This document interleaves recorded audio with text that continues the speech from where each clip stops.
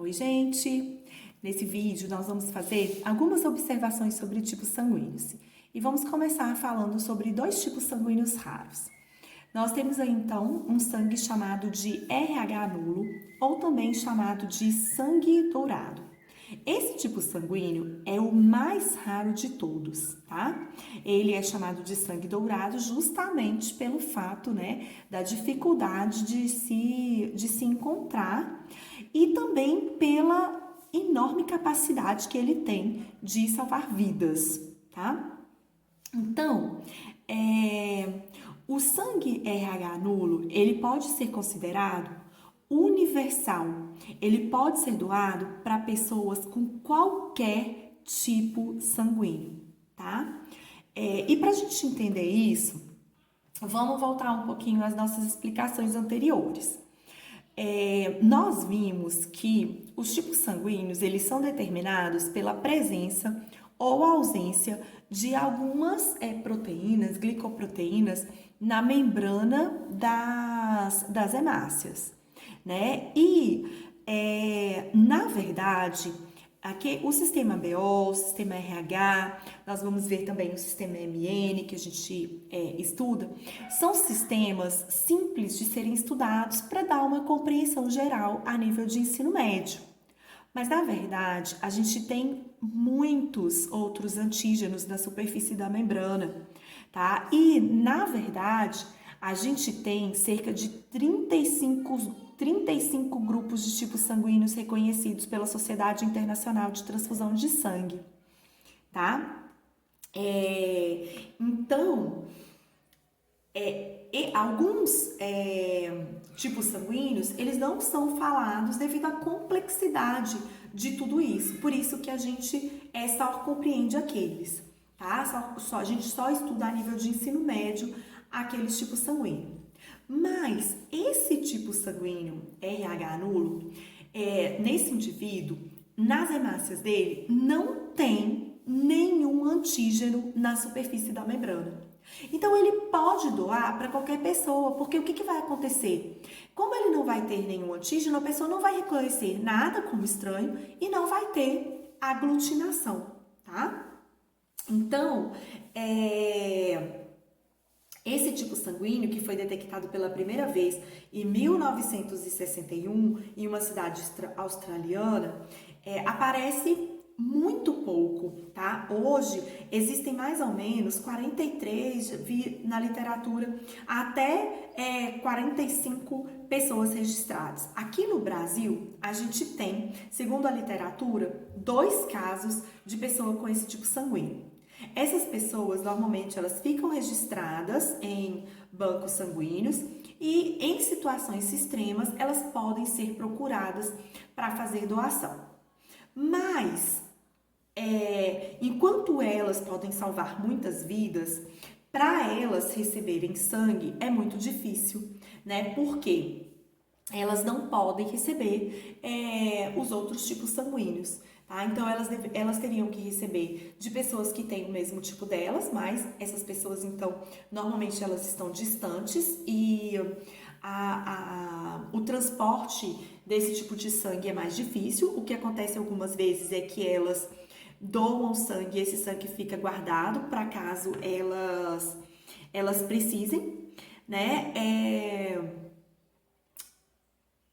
Ou em situações muito extremas, outras pessoas podem ser procuradas, mas tem isso que eu acabei de falar para vocês. O transporte do sangue também, ele é um pouco difícil. E um outro aspecto negativo também é que as pessoas que têm esse tipo de sangue, elas têm anemia, tá? Então, elas sofrem com situações de um pouco de anemias leves, tá bom? Então, é um sangue aí bem raro, né? O curioso é que ele não tem na membrana das hemácias os antígenos. Então, é por isso que eles podem ser doados, e é por isso que eles são considerados, né? Ele é considerado um tipo de sangue universal. Um outro tipo raro de sangue que a gente tem aí é o falso O, também chamado de fenótipo Bombaim ou o efeito Bombaim. tá? Ele foi descrito, ele foi encontrado pela primeira vez em 1952, em Bombai, na Índia, tá? Por isso que ele tem esse nome. Bom, embora não pareça possível genitores tipo O terem filhos A, B ou AB, isso pode ocorrer se os pais forem falso O. Porque o que acontece, tá? Com esse tipo sanguíneo, que também aparece em cerca de 1% da população. O que acontece? Para formar os antígenos A e B, olha só, para formar os antígenos A e B, acompanhe aqui comigo. A gente tem uma substância precursora, tá? E a gente tem uma enzima que faz o quê? Essa enzima, ela transforma essa substância precursora em antígeno H. E esse antígeno H, então, ele vai ser transformado em anti-A, ou ele vai ser transformado em anti-B, né, quando o indivíduo tem o alelo IB, ou ele vai continuar sendo o antígeno H. O que acontece na pessoa tipo O? A pessoa tipo O, ela não tem essa enzima. Então, o que acontece? Ela não tem, ela não consegue fabricar essa enzima H. Aqui acontece o seguinte, esse gene, ele tem dois alelos. Ele tem o alelo Hzão e o alelo Hzinho. Então, o indivíduo pode ser Hzão, Hzão, Hzão, Hzinho ou Hzinho, Hzinho. O que acontece? Se o indivíduo é Hzinho, Hzinho, ele não fabrica essa enzima. Então, mesmo ele tendo o gene, o IA, ou ele tendo o IB, ele não fabrica o antígeno, o aglutinogênio A ou o aglutinogênio B. O que acontece? Quando faz o teste sanguíneo, ele fica como se ele não tivesse o A e o B.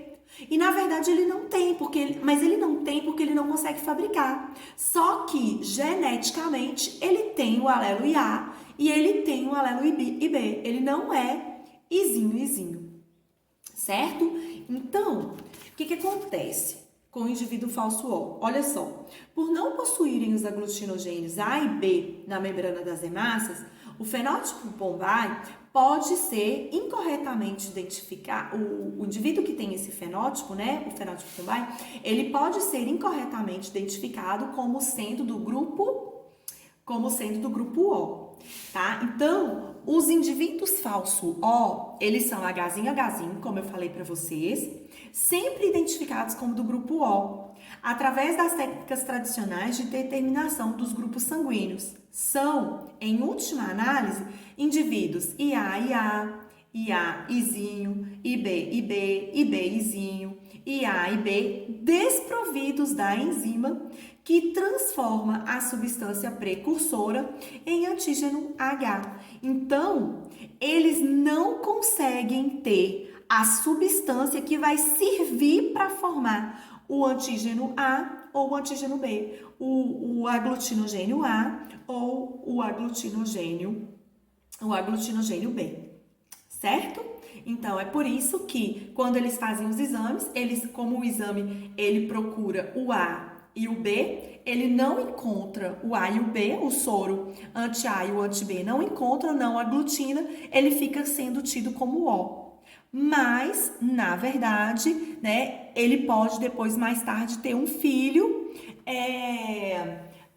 AB, por exemplo, né? E aí, ou às vezes em uma transfusão, também isso pode ser detectado se der algum problema pro indivíduo, certo? Como eu disse para vocês, a gente tem vários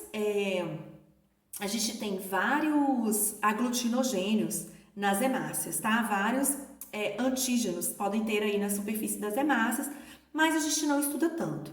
E existe um outro sistema que é baseado também no antígeno M, N, tá? Que podem determinar, então, os tipos sanguíneos M, N ou MN, tá? Então, é o que nós chamamos de sistema MN. Aí é uma outra proteína que é analisada, é uma outra substância, tá? Que vai ser analisada e pode determinar também. Se o indivíduo tiver na hemácia o antígeno M, ele é do grupo sanguíneo M. Se ele tiver o antígeno N, ele é do grupo sanguíneo N. E se ele tiver os dois antígenos M e N, ele é dos grupos sanguíneos M e N, tá bom? Então, é um outro sistema também, um outro sistema sanguíneo, certinho? Então, galerinha, eu coloquei isso daí só para exemplificar. Em algumas situações ele até pode ser cobrado em prova, mas é bem simples, tá bom? Então, galerinha, eu desejo que a luz do Espírito Santo se faça presente em cada objetivo que nós almejamos aí durante esse tempo e durante a nossa vida. Beijo no coração.